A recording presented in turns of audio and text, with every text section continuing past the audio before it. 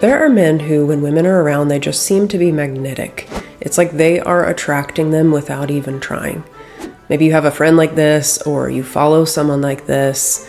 The examples are out there, and yet if you've tried to practice the things that they do and you're not getting the results that they have, there are 3 variables that we need to look at, make sure that are in line so that you can start attracting people, and especially women, with less effort too. Because there are some principles that are just generally translatable. We'll talk about those today. And also some areas where I find that the application actually requires a little bit more nuance than what I see generally talked about.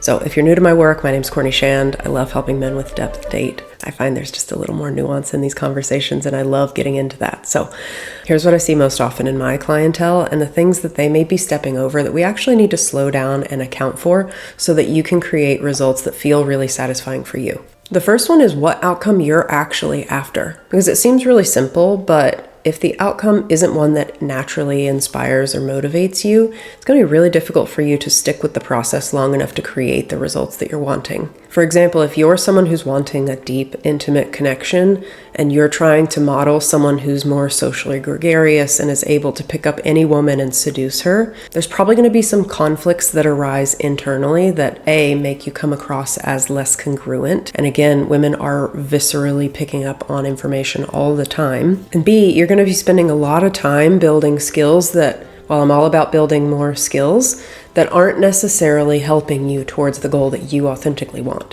One of the first conversations that I have with most of my clients is getting really clear on who they are and what they want.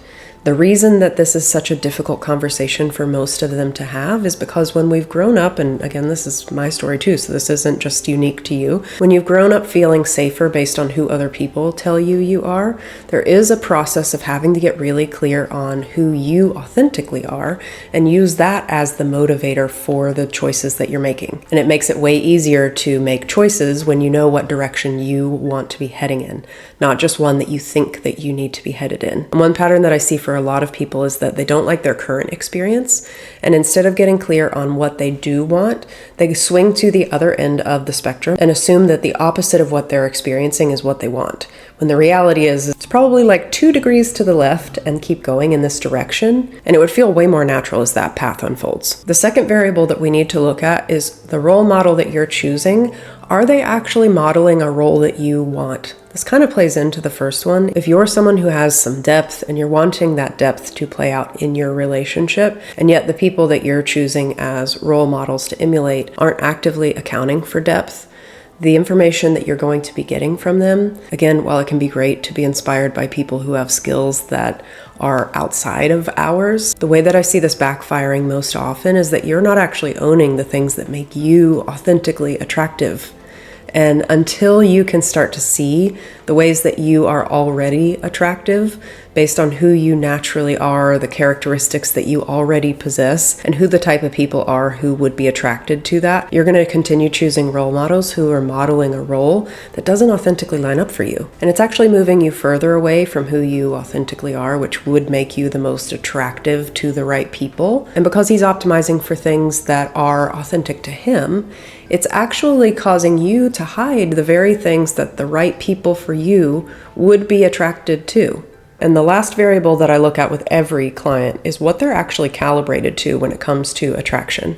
I've talked a lot on this channel about limerence. I'll put those videos here and in the description if you want to learn more about that. But most of the time, the orientation when we're watching someone who is skillful at something that we are struggling to create is coming from a place of limerence. It's kind of this fantasy experience where we assume that having that thing or that person will create a sense of happiness and fulfillment for us, when even if we were to get it, it doesn't actually create that experience for us because our nervous system isn't actually calibrated to genuine attraction, and it keeps magnetizing us to these experiences that feel really intense. And because we're thinking that that equals attraction, it keeps us in situations where we feel anxious, like we can't be completely ourselves, and like we're never completely met for who we are. So if we don't get to the root of this, it creates a self-fulfilling prophecy in all of the areas that we're attracting. That said, in almost all of my client conversations,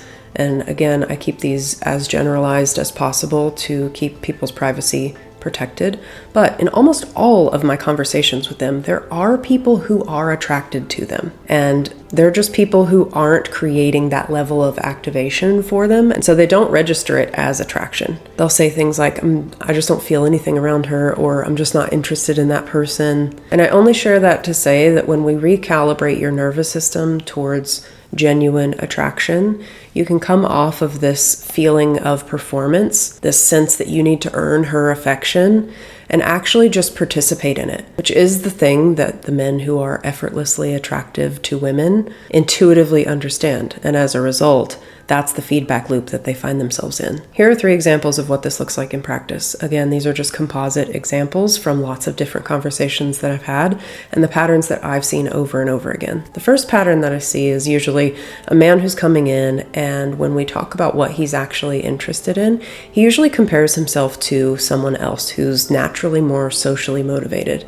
And again, this is someone who is deep and able to have a really intimate connection with someone, has done a lot of the emotional work, has gone to therapy, read all the books and all the podcasts, and is now wondering why he feels invisible to women, even though he's done all the things that should make him more attractive. What he needs to work on is actually owning that he's someone with depth. He doesn't usually see how attractive he is because he's putting himself in situations with the wrong type of women. And because he's trying to emulate someone with completely different strengths than his, he's not going to be seen by the type of women who are looking for the emotional depth and playfulness that he can offer.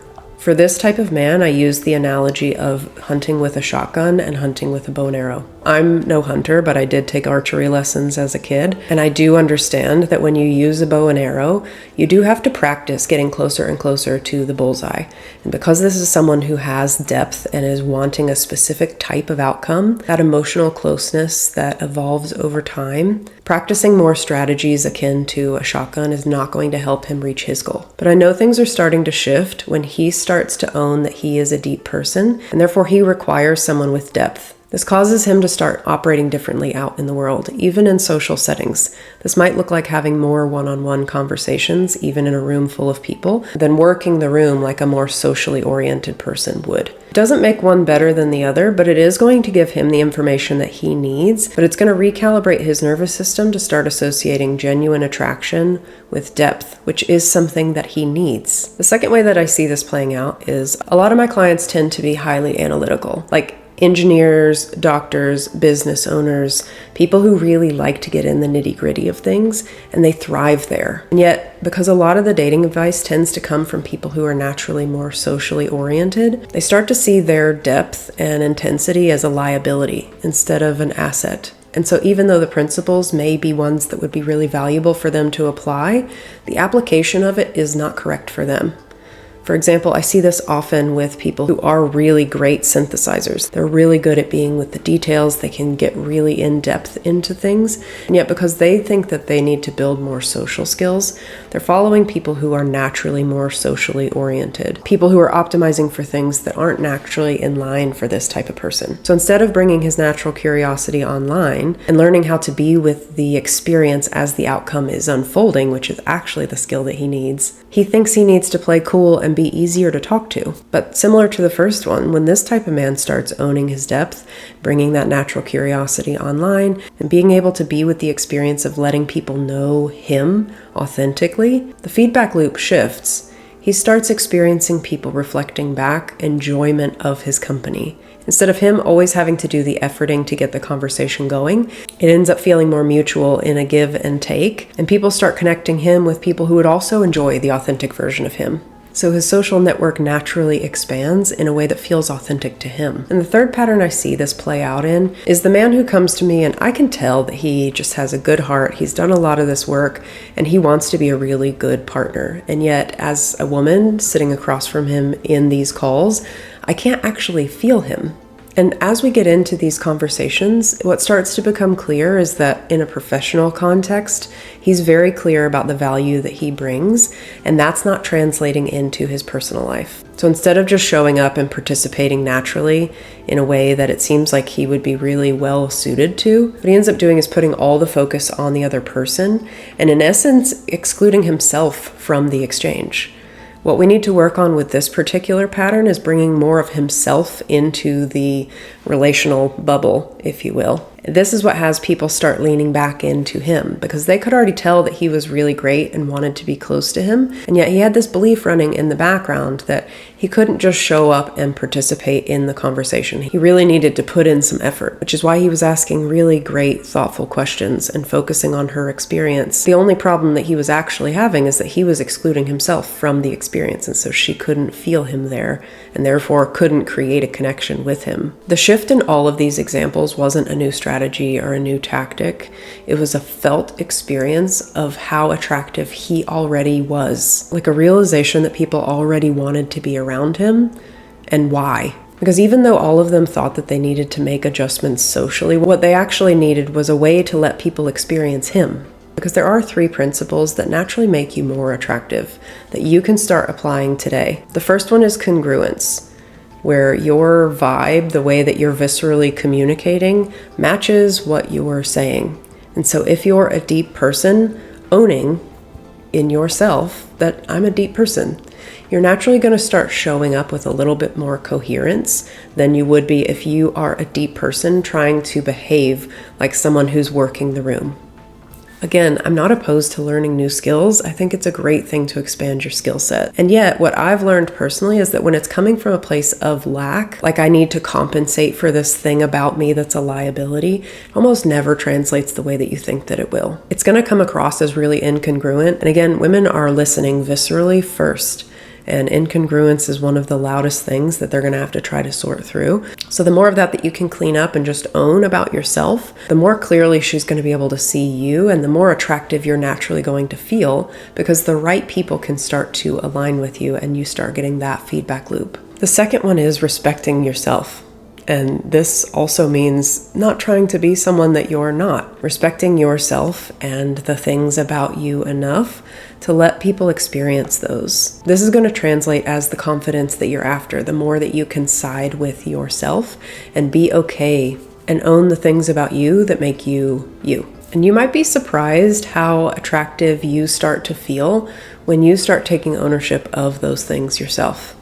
This is something we get more into in Grounded. I'm going to put the information you need if that's something you want help with in the description below. The third one is being willing to be with contrast. I talk about that a lot on this channel as well, because your willingness to lean in during times of contrast is what gives her the information that she needs about you to decide if she's the right fit for you. And for a lot of people, it creates more trustability when you're willing to be with contrast, because they start to believe that you're willing to be honest and put clarity forward, even when things feel uncomfortable. And if you're a recovering people pleaser, this can be a really tricky skill to develop, but it does signal that you're willing to think on your feet and that you're okay when things are not okay. And when we're talking about emotionally mature relating, that skill alone is a green flag for a lot of people. It means that you're not only willing to wade into humanness, but also that you do have limits that you're willing to honor and create clarity around so that people can engage with you in a way that feels mutually respectable. Because at the end of the day, there are traits about you that are uniquely attractive, and I don't say this as a hype you up rah-rah, but genuinely, I don't think that a lot of my clients realize just how attractive they are to a lot of women. The women that I'm spending time around who are equally invested in their own emotional maturity are looking for a man with depth and character, just like the men who find themselves in my work or my community. And so while there are a lot of people who teach skills and how to connect with women socially, if you're not owning that you're someone with depth first and finding a strategy or a framework that takes that into account, you may be missing out on connecting with these really great women who are looking for that type of man. Which is why the first conversation I have with most of my clients is to get them to start owning that they are probably naturally deeper than a lot of people they've been spending time around. Not as a way of judging those other people, but as a way of them starting to own and honor the things that make them unique. Because if you are someone with depth, you probably are creating more contrast than you realize. And the more comfortable you can become living from your authentic depth, the more likely that the right type of women are going to start showing up in your world. And this is when you start attracting people without even trying. And I know owning your depth can be a little bit tricky, so I've made a mini training on that. It's not quite ready by the time this video will go out, but I'm going to put the link for it in the description below if you want to pre-order it. It's going to be available soon so that you can start breaking the patterns that are keeping you out of living in that authentic depth and start showing up more naturally and authentically. This is also what we get into in Grounded and more so in our one-on-one work, to really tailor this information to you and customize a plan so that you can start showing up as the most authentic, grounded version of yourself. This is really what we get into in a one-on-one context to help you clarify the outcome that you're actually after, the type of lifestyle that would support that outcome, so that you can start showing up more authentically in every area of your life, and really getting into the nervous system level and recalibrating what genuine attraction feels like, so that you can not only notice it when you're around it, but also viscerally be communicating what you're after. I'm going to put all the information that you need in the description below if that's something you want to learn more about. But if you liked this video, I think you also might like this one on congruence.